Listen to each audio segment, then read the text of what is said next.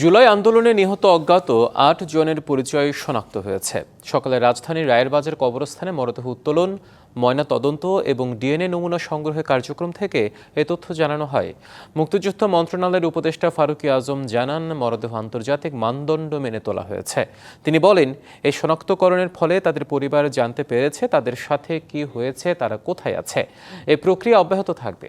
বাকি শহীদদেরও পরিচয় শনাক্ত করা হবে বলেও জানান ফারুকী আজম।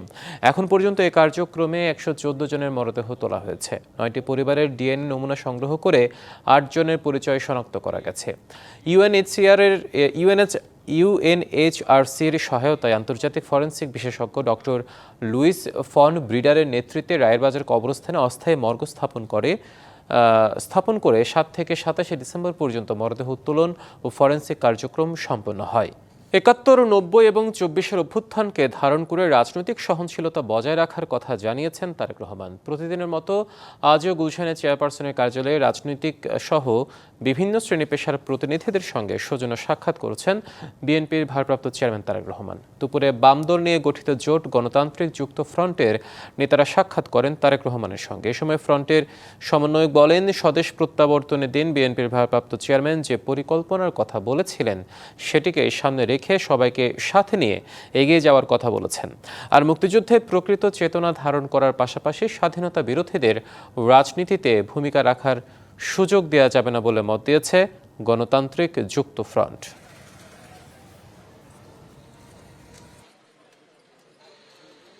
১৯৭১-এর যে মুক্তিযুদ্ধ, সেটা হলো আমাদের ভিত্তি।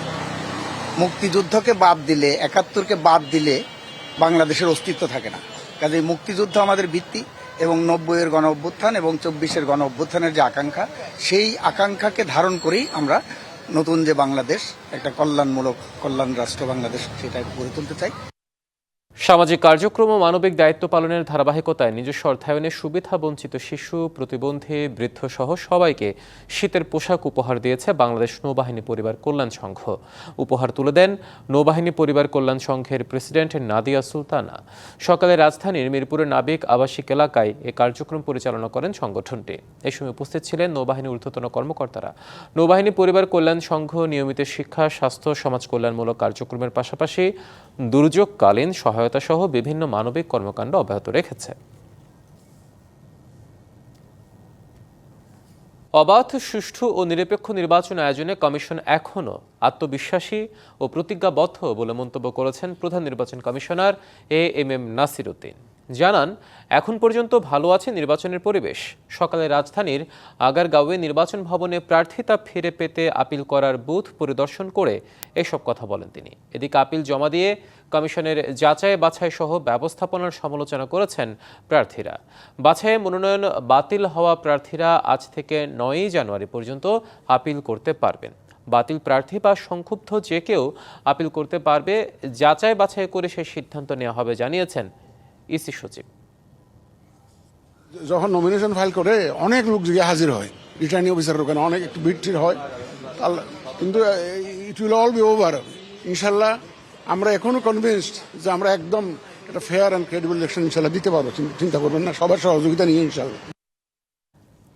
নির্বাচন কমিশন ভবনের রিটার্নিং অফিসারের কার্যালয়ে আছেন সহকর্মী নূপুর মাহমুদ। তিনি আমাদের সাথে এখন যুক্ত হচ্ছেন। নূপুর, কতজন আপিল করলো আজকে পর্যন্ত, আর সেখানে কেমন দেখছেন সবকিছু মিলিয়ে জানাবেন? দেখুন, আসলে প্রার্থিতা ফিরে পেতেই কিন্তু প্রার্থীরা আসছেন নির্বাচন কমিশনে। আজকে থেকে যেহেতু সকাল ৯টার দিক থেকে আপিল শুরু হয়েছে, আমরা দেখতে পাচ্ছি নির্বাচন কমিশন এখানে প্রায় 10টি বুথ দিয়েছে 10টি অঞ্চলের জন্য।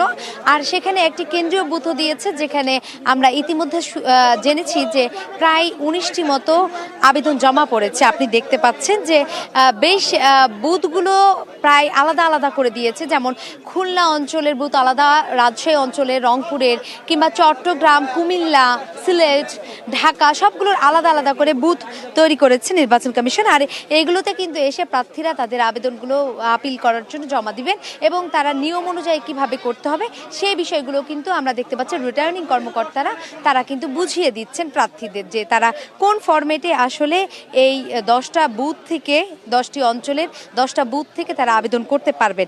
আসলে আমরা ইতিমধ্যে জানি যে একটা নিয়ম আছে, নির্বাচন কমিশন থেকে একটি ফরম্যাট দিয়েছে যে এই আপিলটি কিভাবে করবেন তারা। যে মনোনয়নপত্র গ্রহণ বা বাতিলের যে আদেশ রয়েছে এর মধ্যে যে আপিলগুলো করবেন তার একটি ফরম্যাট সচিবের কাছে দায়ের করতে হবে প্রথমত। তারপরে কিন্তু আসলে মনোনয়নপত্র গ্রহণ বা যে বাতিল হয়েছে তার তারিখ, আপিলের কারণ, সম্মিলিত বিবৃতি এবং মনোনয়নপত্র বাতিল বা গ্রহণের যে আদেশের সত্যায়িত কপি আছে তা দাখিল করতে হবে। সেই সাথে আবেদনের জন্য একটি মূল কপি সহ সর্বমোট 7টি কপি দাখিল করতে হবে। আসলে হিমাদ্রি, এটি আসলে আমাদের দর্শকদের জন্য বা যারা প্রার্থীরা আসছেন তাদের সুবিধার্থে আপনার মাধ্যমে আমরা কিন্তু তাদেরকে জানানোর চেষ্টা করছি। সেই সাথে যদি বলি যে আবেদনগুলো কিন্তু শুধুমাত্র যে অঞ্চলগুলো আছে সেই অঞ্চলের স্ব বুথ, নির্ধারিত বুথগুলো থেকেই কিন্তু তারা করতে পারবে। আর সেই সাথে যদি বলি যে 5 জানুয়ারি অর্থাৎ আজকে থেকে যেহেতু সকাল 9টা থেকে শুরু হয়েছে এই আপিলের যে নিয়মটি, সেটি আসলে 9 জানুয়ারি পর্যন্ত চলবে। সেই সাথে যদি বলি 9 তারিখ 5টার মধ্যেই তারাকে জমা দিতে হবে, তাহলেই ভোট বানচালের চেষ্টা করলে কঠোর ব্যবস্থা নেওয়া হবে। আবারও হুঁশিয়ারি করলেন স্বরাষ্ট্র উপদেষ্টা। তিনি বলেন, নির্বাচনী পরিবেশ কোনোভাবেই যাতে নষ্ট না হয় সেজন্য আইনশৃঙ্খলা বাহিনীকে সর্বোচ্চ সতর্কতা ও প্রস্তুতির নির্দেশ দেওয়া হয়েছে। সচিবালয় আইনশৃঙ্খলা সংক্রান্ত উপদেষ্টা পরিষদ কমিটির বৈঠক শেষে কথা বলেন তিনি। 7 জানুয়ারির মধ্যে ইনকিলাব মঞ্চের মুখপাত্র ওসমান হাদি হত্যা মামলার অভিযোগপত্র দেওয়া হবে বলেও জানান উপদেষ্টা। অপারেশন ডেভিল হান্ট ফেজ 2 এর মাধ্যমে অভিযান চালিয়ে এখন পর্যন্ত সারা দেশে 14,569 জনকে গ্রেপ্তার করা হয়েছে বলেও জানান স্বরাষ্ট্র উপদেষ্টা।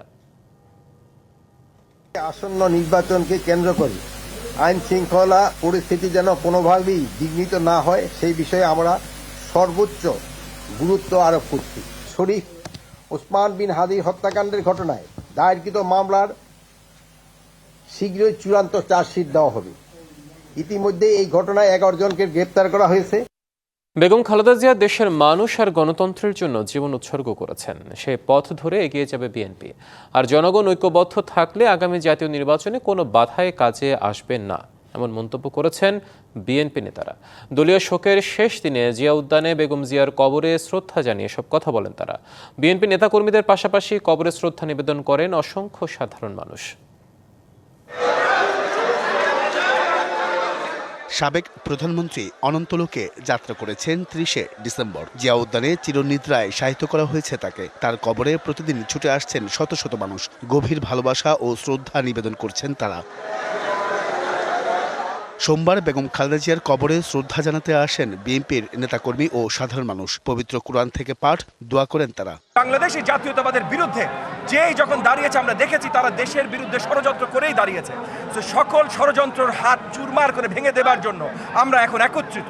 বিএনপির নেতারা জানান, সব ধরনের চ্যালেঞ্জ মোকাবেলায় প্রস্তুত বিএনপি। জনগণ ঐক্যবদ্ধ থাকলে আসন্ন জাতীয় নির্বাচনে কোনো বাধাই কাজে আসবে না। আমরা মনে করি এই মৃত্যু আওয়ামী লীগেরও দায় আছে, তারা তার মৃত্যুর কারণ। এখন নির্বাচনে সামনে যদি জনগণ ঐক্যবদ্ধ থাকে কোনো বাধা হিসেবে আসবে না, থাকবে।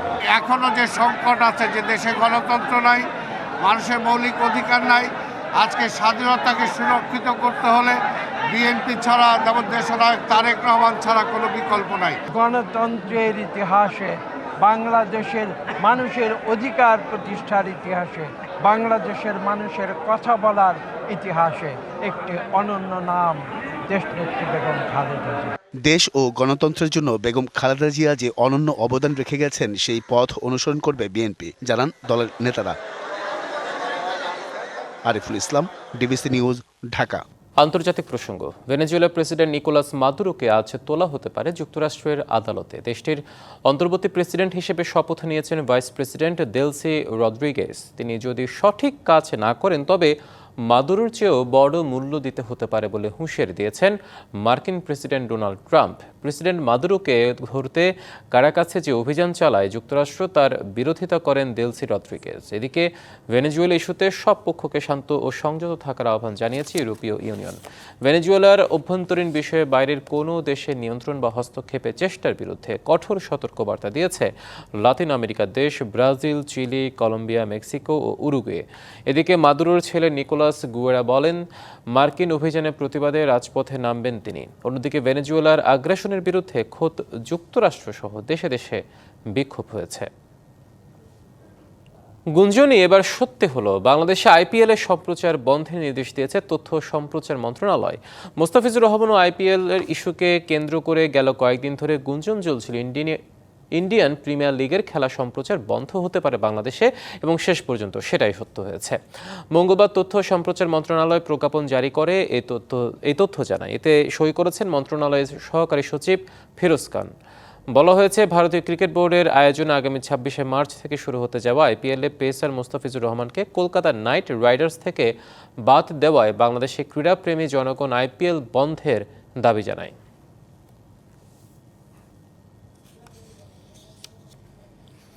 সংবাদ এই ছিল এখনকার মতো। ডিবিসি নিউজের সংবাদগুলো পড়তে ভিজিট করুন dbcnews.tv আর ভিজিট করুন ডিবিসি নিউজের ফেসবুক পেজ এবং ইউটিউব চ্যানেল।